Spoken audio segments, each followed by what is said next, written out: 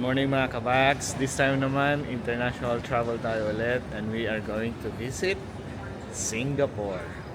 We're done checking in and we're moving to the departure area. See you later! Ayla, where are you going today? Disneyland. Disneyland, not yet. Which one first? Universal Studios. Universal Studios. Where's Universal Studios? In America. America? Singapore. Singapore. Lucas, where are you going? Singapore? Do you know where is Singapore? No. Earth. Earth is on Earth? No, you're traveling to Mars. Ayan, nakalabas na kami ng immigration check. As usual, ang ugali ng mga to, magpapabango sila.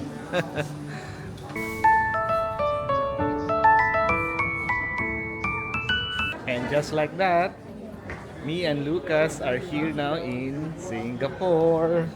And Kuya is Lucas. excited. Na.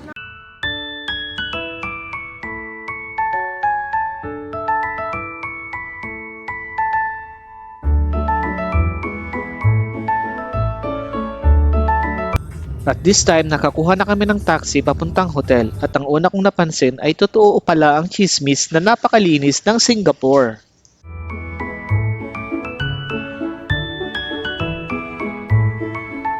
Ito yung ano Joyce, oh. This is the Garden by the Bay. Is that Yeah. from the movie you watch, Mommy? Yeah. And just like that, nandito na kami ngayon sa aming hotel. Nag-check-in na si Joyce. Ang ganda ng Singapore talaga. Even my kids are surprised with the I'm cleanliness so excited to go of the shopping. place. I'm so excited to go shopping Go shopping? No, we're not gonna go shopping. We don't have money. It's gonna. with mom and Luca. With mom and Ava. All the girls go. What are you going to buy? I don't know. Ito me and Ava has basically the same things. Ava, Skincare. You're too young, Ayla. You don't need a skincare. just put motion. Just put lotion. Welcome to Singapore. Ayla, what do you want to do today? You want to go to Jollibee? Yeah. Yeah, I'm so excited. Let's go. I'm so excited for tomorrow to go to Universal Studios because it's like my second time going there. Even though I don't know, even though I don't have any memory when I was 1 year old from going there. I'm gonna get pictures. I'm gonna get two pictures. Ito yung hindi ko mai-explain, pero ang bango ng hotel na ito. Mas pabango pa ka siya kesa sa Crowns Hotel. Oo, ang bango niya.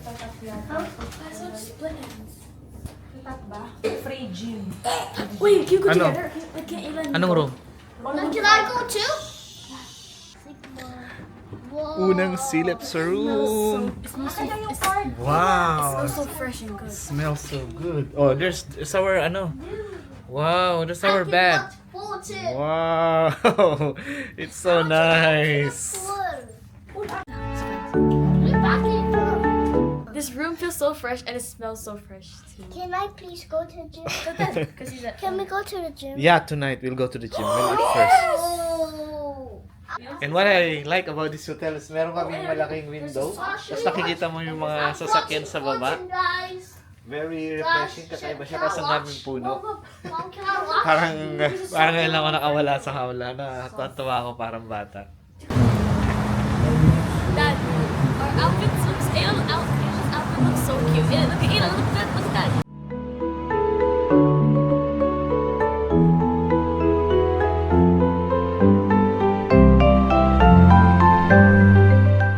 Yeah, right now, me and Ayla are walking kasi hinahanap namin yung Jollibee. Dito daw nila gustong mag-lunch.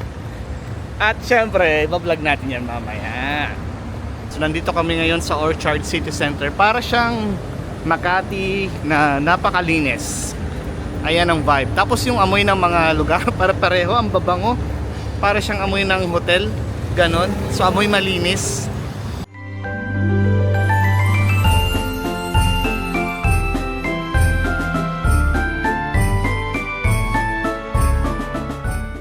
ayan, nakikita ko na ang symbol ni Jollibee.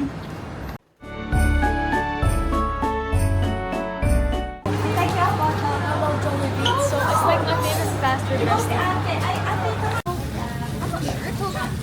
Is it nice, Ayla? Ayla, is it nice? You like it? Wow, ayan na. Pinakahihintay. Naglakad kami ng 15 minutes para marating ito kasi wala pa kaming train card.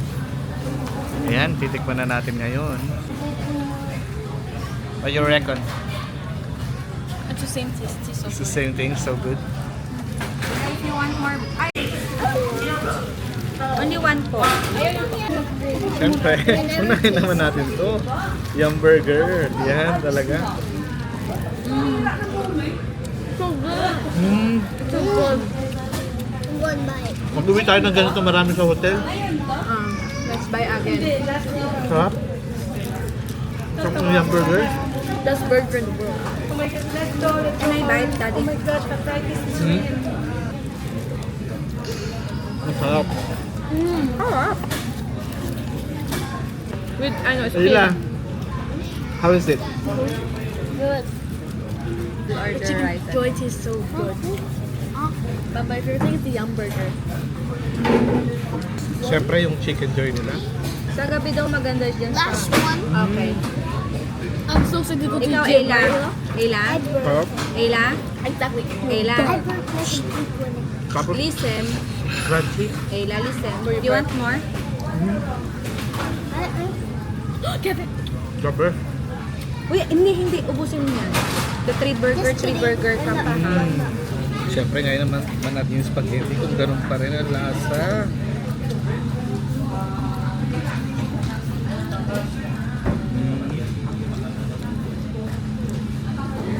Kahit saan parte ng movie talaga. Ang galing, nami-maintain nila yung lasa ng spaghetti, Jollibee, burger. Masasabi ko kasi, kinalakhan ko to kaya hindi na ako maluloko sa lasa. Stop. At dahil fully charged na kami, pupunta naman kami ngayon sa Gardens by the Bay. Abangan natin yan, maya-maya lang, papakita ko sa inyo.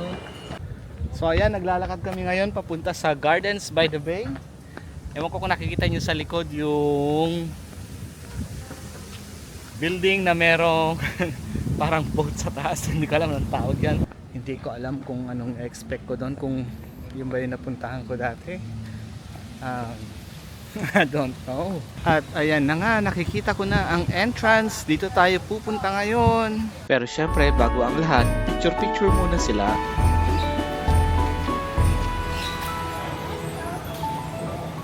Hindi ko alam kung tama yung ginawa namin, pero mula sa train station na Gardens by the Bay, medyo malayo-layo pa yung lalakarin namin papunta dun sa reception kung saan namin binook yung mga activities na gagawin namin. At this point, maglalagad ka sa parang mini forest papunta dun sa entrance na sinasabi nila. At ito na nga yung landmark, so kailangan nating kumanan, Visitor Center. Yan, pasilip. Parang dome, yan daw yung landmark. Ayan na raw. Itong mga anak ko talagang tamad maglakad, no? Pinakain ko na nga ng Jollibee, wala pa rin. So, napaka-lush ng lugar na ito. Ang daming iba't ibang halaman. And then, meron pang mini river na kasama. Ayan. Very tropical ang dating. Hindi ko alam kung may sasakyan na papunta dito, pero hanggang kanina pa kami naglalakad pero wala pa ako nakikita eh. Ito pala, meron siyang bus stop. Hindi namin alam eh, ganun siguro talaga. Dahil nangangapa pa lang kami.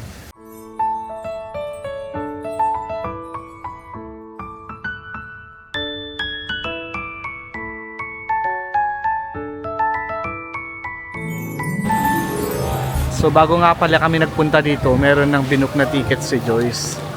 So hindi na namin kailangan pumunta pa ng information center para bumili ng ticket para sa mga activities na gagawin namin.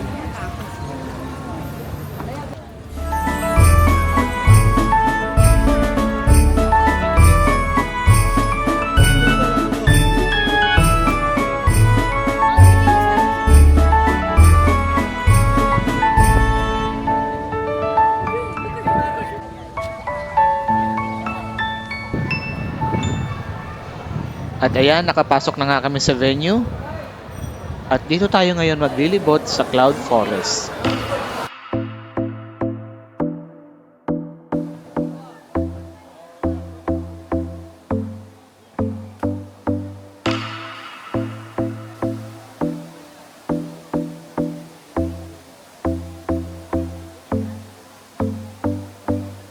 Itong nakikita nyo sa likod ko, ayan yung Cloud Forest attraction dito sa Gardens Bay by the City. So hindi lang yan basta man-made structure, pwede tayong pumasok dyan at akitin natin yan maya-maya.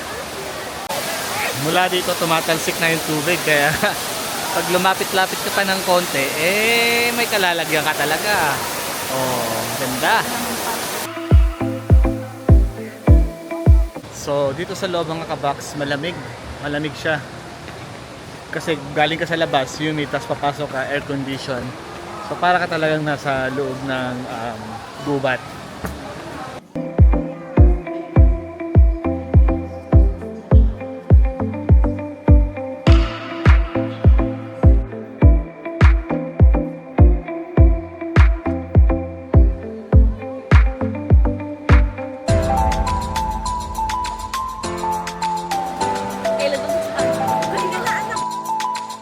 Tapos sa part naman na ito, mga naggagandahang bulaklak. Meron din silang maliit na bahay kubo dito.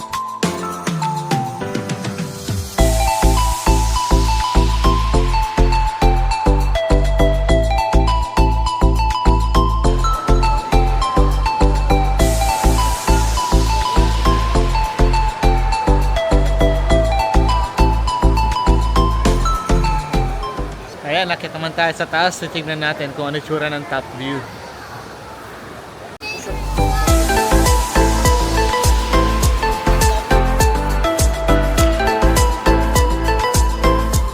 At merong concept talaga ng Pilipino dito, bahay kubo.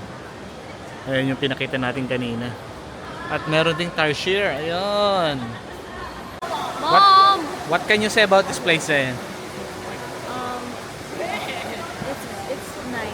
It's nice. That's it? Yeah, and it's beautiful, but it's funny the way Ayla fell down.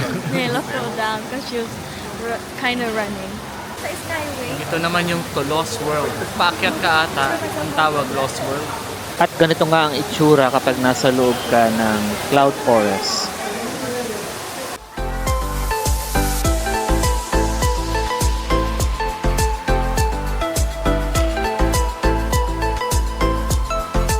Ayan, umakyat na kami ngayon. Papunta kami dito sa Lost World.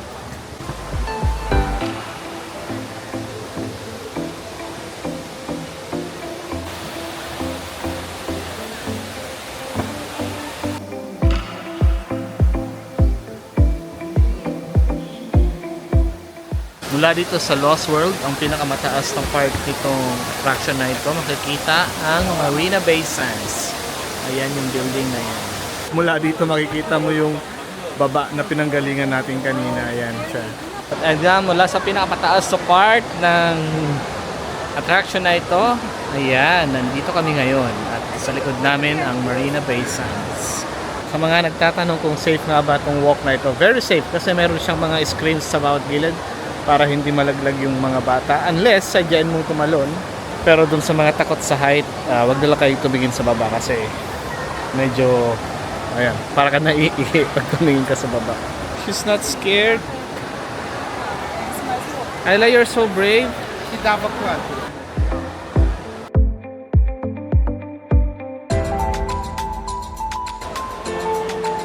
So, para pala siyang spiral na pababa. So, kapag pupunta ka dito at gusto mong umakyat, magsisimula ka sa pinakatuktok, that's level 7 yata, o level 7.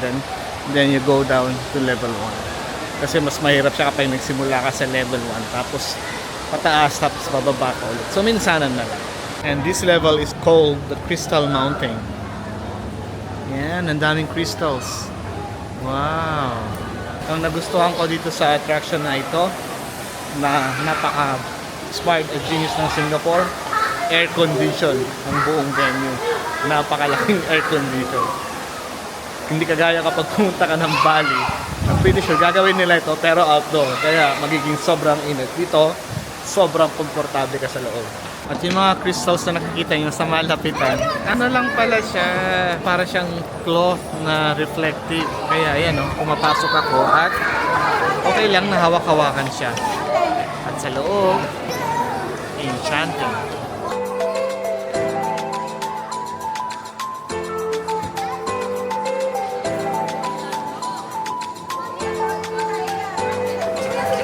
Ang ganda ng rehistro niya sa camera, para siyang totoo. Tapos pag nandito ka, parang kang nakapalibutan ng 3D na, parang kang nasa loob ng 3D na movie. Kasi patay yung floor, kaya yung shoes ko, kitang-kita. Para kang lumulutang. Para kang lumulutang sa Enchanted Kingdom. Wow!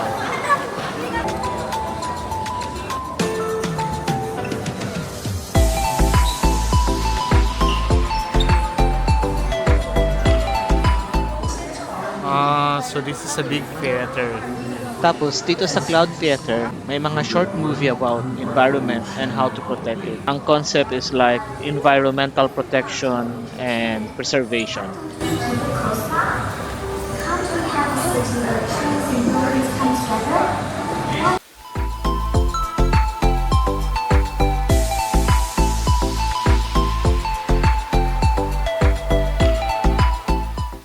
Kabags, itong mga halaman na nakikita nyo, kung akala nyo mga peke, nagkakamali kayo. Totoo lahat yung mga yan. Totoong halaman lahat sila. Ganon sila kagaling kung gaano nila minimaintain itong lugar na ito. Crocodile tree. And like any other attractions, paglabas mo, souvenir shop naman. At dito, pwede kang mamili ng mga souvenirs na pwede mong i-display sa bahay. Gaya ng mga ito, kaya lang medyo costly siya. Pricey. Pero maganda. Anak. At ito ang nagustuhan namin, so kukuha kami ng isa. Short break muna. Dito hindi to pinipilahan. Starbucks. This time naman, pupunta kami sa Flower Fantasy. Ayan, medyo hapon na. Anong oras na? It's 6:30. Makulimlim na. Papunta kami ngayon sa Floral Fantasy.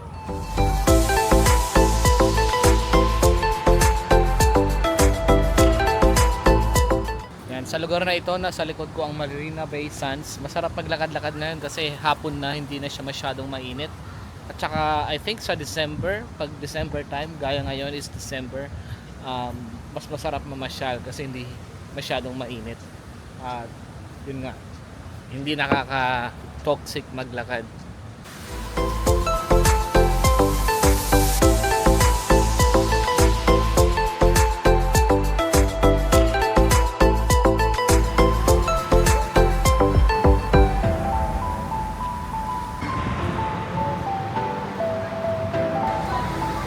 Kasama rin ito sa pinabook ni Joyce at meron ding reservation na kailangan at syempre corresponding payment. Kaya yan, ini-scan na yun bago kami pumasok. Wow! Ang bango. Amoy fresh na bulaklak.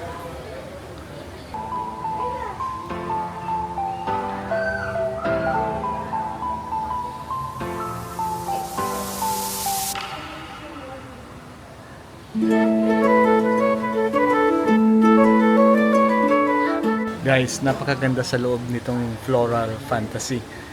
Para ka talagang nasa fantasy. Amoy bulaklak. Kung mahilig ka sa bulaklak, this is the place to be.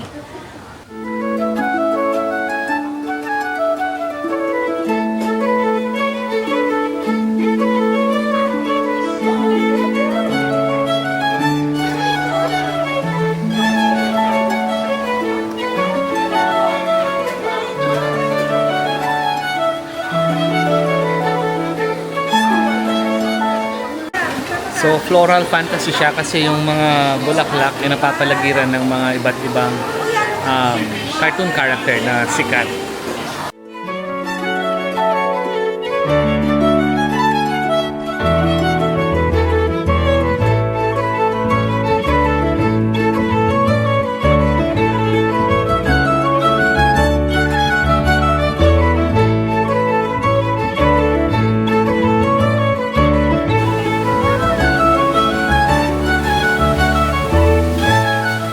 Ayan o, Parang kamukha ko sila. Oh. At syempre, habang nandito ka sa loob, talagang sasamantalahin ng lahat ang picture taking.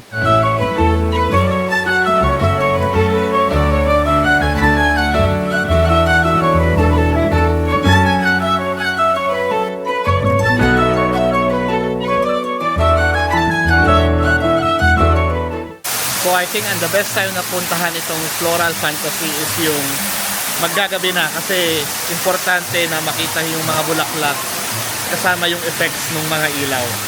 Mas bright at mas appealing siya sa mata. Also, what's the point of love? Find them.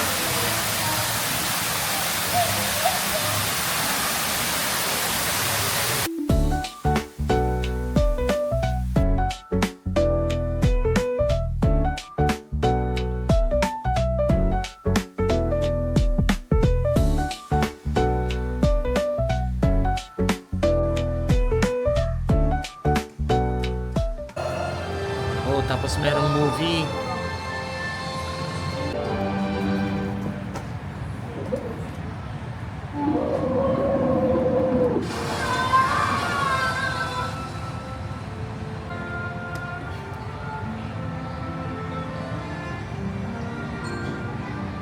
Tapos paglabas, iba-iba ng mga souvenirs naman ngayon. About cartoon character souvenirs naman siya. Pambata naman tong mga to. So cute. Yeah.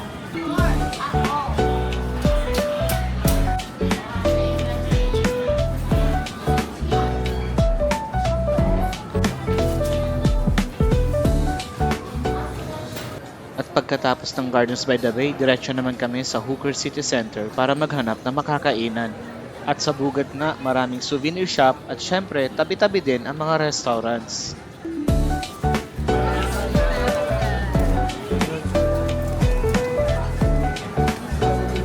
Ayan, nakapili na kami ng restaurant dito sa Hooker City Center. Hindi namin alam kung okay ito kasi wala na kaming time magtingin ng reviews, basta pinili na lang namin. Pero as part of the adventure, pagod na rin yung mga bata, pagod na rin kaming maglakad. So, dinner na lang kami tapos babalik na kami ng hotel kasi tomorrow it's going to be another physical activity.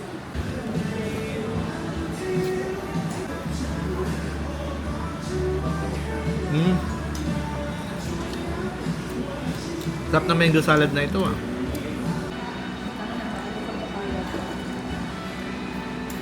Tapos yung pad thai naman.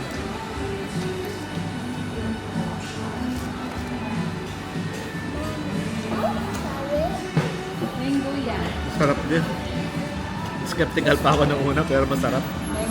In fairness, masarap naman tong kinainan namin kahit medyo mahal siya. Hindi siya yung kagaya ng sinasabi ng iba na sa market na is mura. Pero convenient yung place kasi air condition. At meron din siyang outside venue kung gusto mo po sa labas.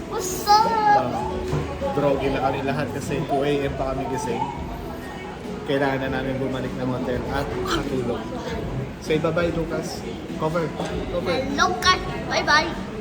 Kaya lang, pagdating ng hotel, nagyayapang mag-swimming ang mga bata, kaya pinagbigyan muna namin saglit para sulit naman ang kanilang bakasyon. If you have any questions regarding this trip, please comment down below and I will try to respond as soon as I can. At syempre, yung mga hindi pa nakakapag-subscribe, please subscribe, like, and share so that I can make similar videos na pwede nyong panoorin kapag nabobore kayo. Until next time, see ya!